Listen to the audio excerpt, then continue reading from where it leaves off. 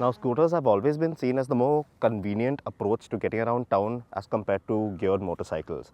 And over the course of time out here in India, we've seen them evolve from being 110cc and below, rather fuss-free, uncomplicated machines to being, they have evolved to being larger displacement, more sport focused, more dynamic, and more packed with features. But what if you wanted a scooter that offered the performance of a motorcycle but yet the convenience of a scooter? Well, you didn't have a lot of options until this point in time.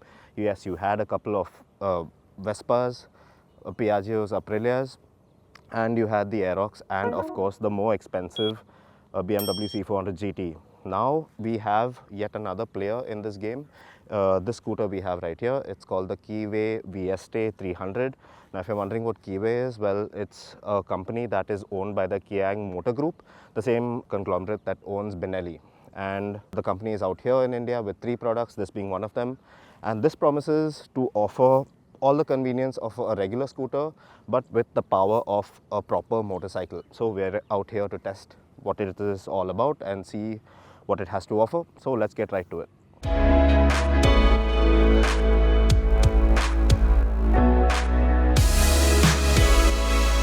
Now the Keeway Vieste 300, now as its name suggests, it's a 278cc scooter, single cylinder, liquid cooled, and it's bigger than your average scooter in terms of displacement, and even in terms of design, it actually looks bigger than your average scooter.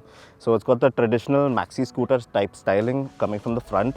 You can see the nice split DRLs, the headlight units with those nice DRL brows, even the headlights themselves, very quirky, nice, attractive looking design, very imposing when you're looking at it in your rearview mirror of your car or something like that. So very attractive looking front. You have a big front fairing, big chunky 13-inch alloy wheels with disc brakes at both ends, dual channel ABS. As I said before, a nice big front apron. You have a nice fly screen that protects the dash from weather.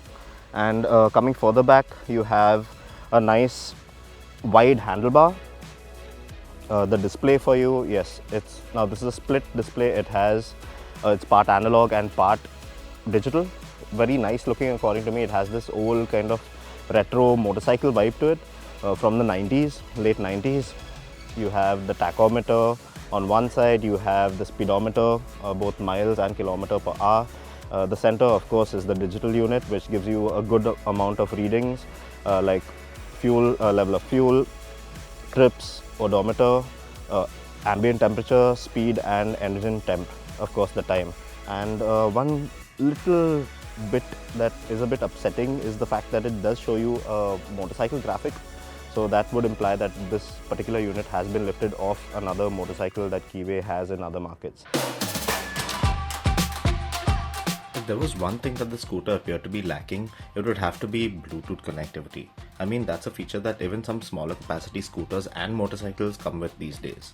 And although the scooter does come with heated grips as standard, which works really well by the way, as I found out on a rainy day's ride, the scooter doesn't even give you any fuel consumption readings either, which is a bit of a doubt. Coming further down, yes, now in terms of features, this scooter does come with keyless ignition. In terms of riding position, yes, you do have, this is a proper maxi scooter, so you have a centrally located fuel tank which sits between your legs.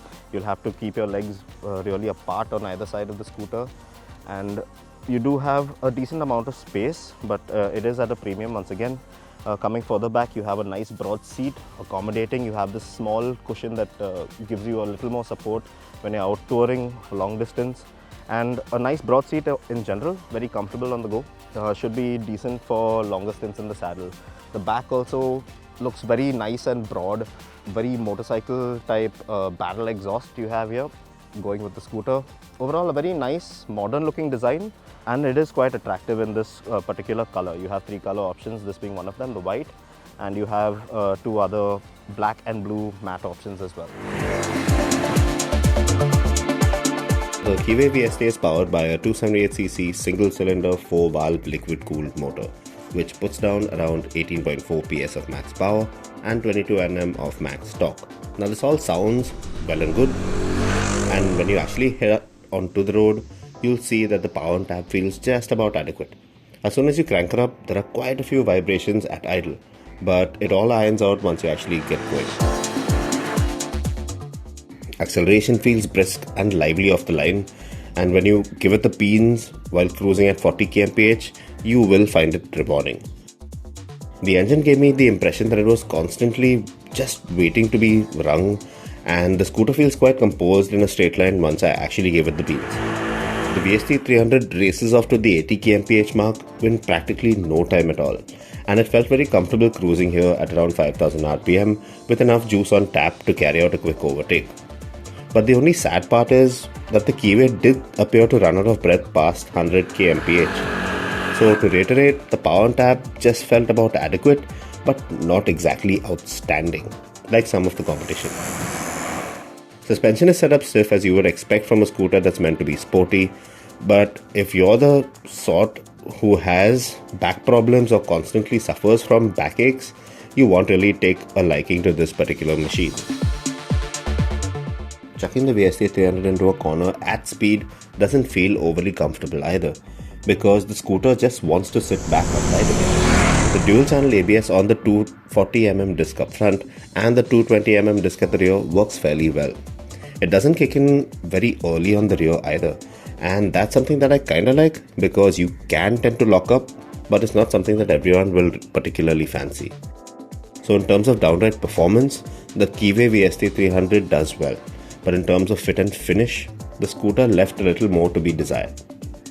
I did come across some odd and ill-fit bits like the flimsy fuel filler lid, the ignition knob that looked like it was taken from some retro washing machine, the throttle cable that kept popping out of place and looking odd, and I really expected the underseat storage space to be a little more accommodating as well.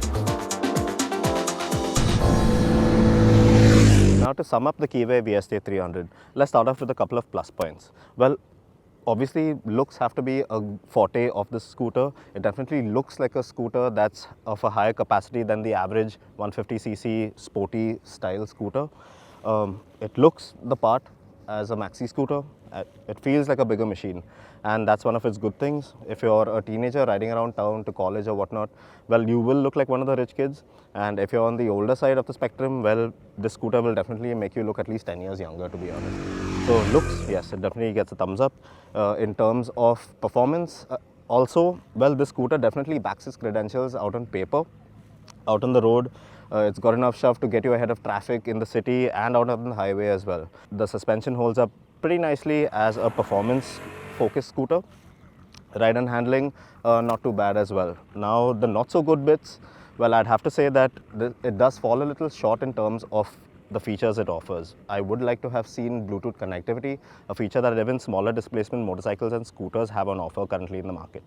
And yes, you do have things like heated grips and ABS as well, which do work in its favor, but I would like to have seen more given its current pricing, which is around 3,25,000 rupees. Now that is the major shortcoming for me, according to me, for this scooter, it's pricing. Now this is one of the most expensive scooters that you can currently get your hands on, apart from the BMW C400GT, of course. And as a package, if it were up to me and I had to pay 3,25,000 for this scooter, would it feel worth it? Unfortunately, it doesn't. There are more effective scooters in the market, maybe not as powerful, but definitely cheaper than this one and offering the same, if not better, performance.